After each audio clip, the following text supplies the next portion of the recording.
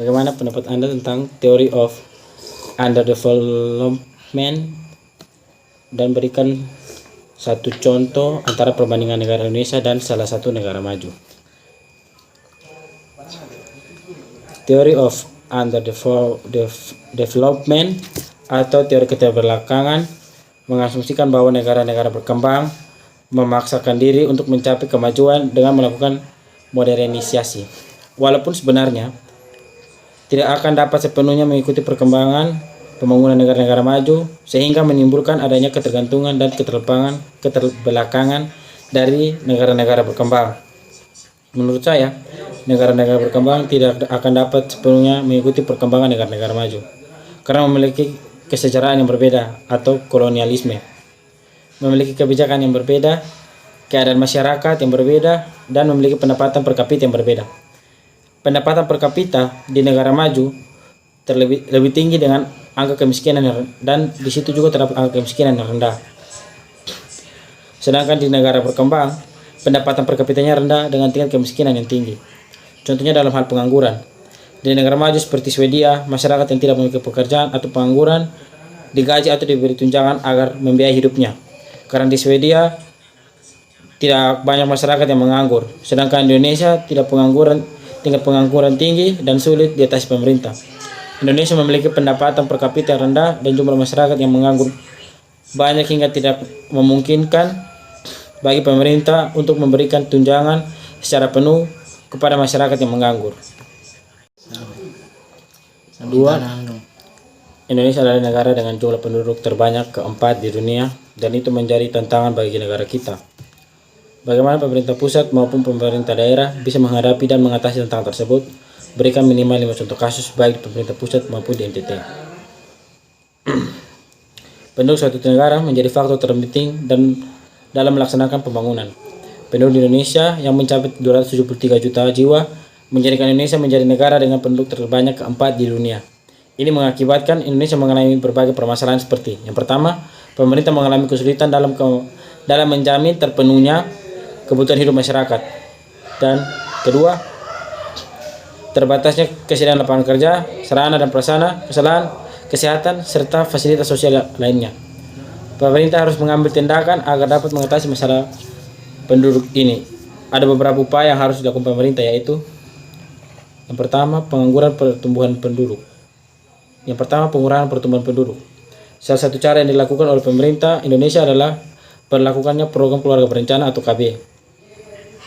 Memberlakukan undang-undang perkawinan. Pemerintah juga harus menciptakan sebuah undang-undang yang dalamnya bertujuan untuk mengatur usia minimal seseorang agar bisa menikah. Yang ketiga, transmigrasi. Hal ini harus dilakukan pemerintah dengan tujuan pemerataan penduduk agar jumlah penduduk di daerah yang satu sama dengan daerah yang lain dan tidak terjadi penumpukan penduduk di suatu daerah. Yang keempat, pembatasan pemberian tunjangan. Pemerintah juga harus membatasi tunjangan bagi anak PNS atau ABRI maksimal hanya sampai kepada anak kedua. Ini bertujuan agar masyarakat berpikir lagi jika ingin menambah anak. Yang kelima, menciptakan lapangan kerja.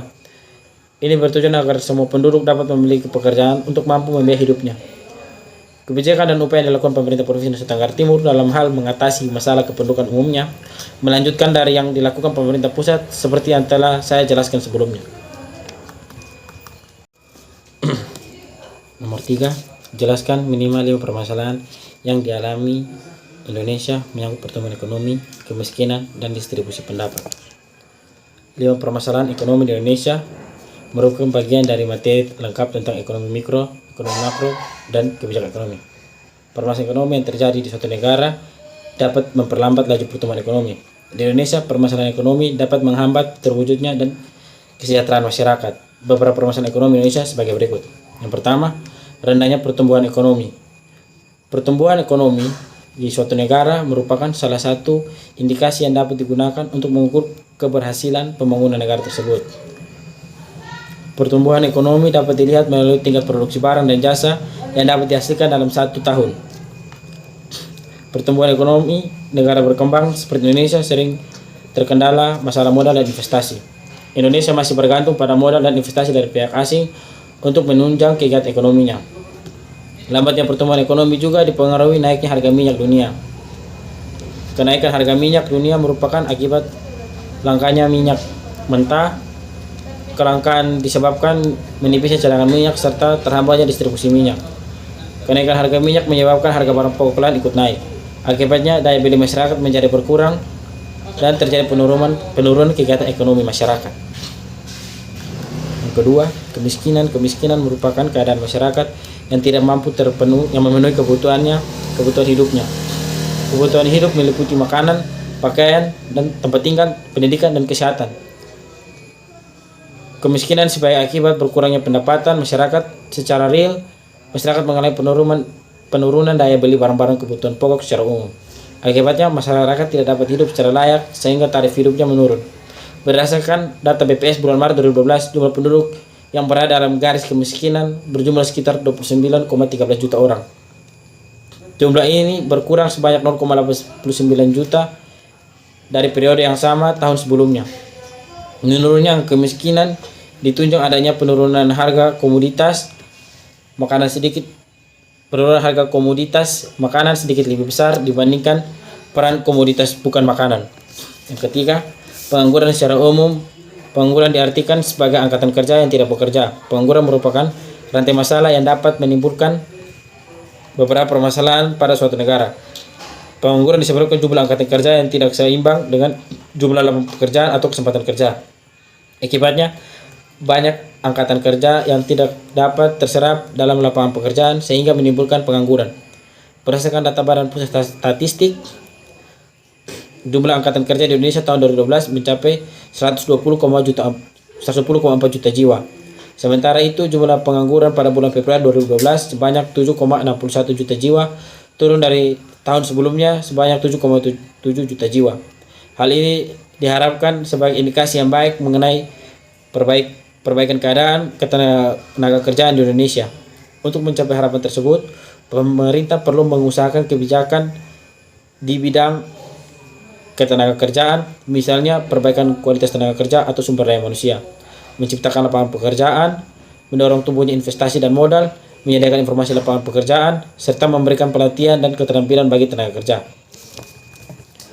Yang keempat, kesenjangan penghasilan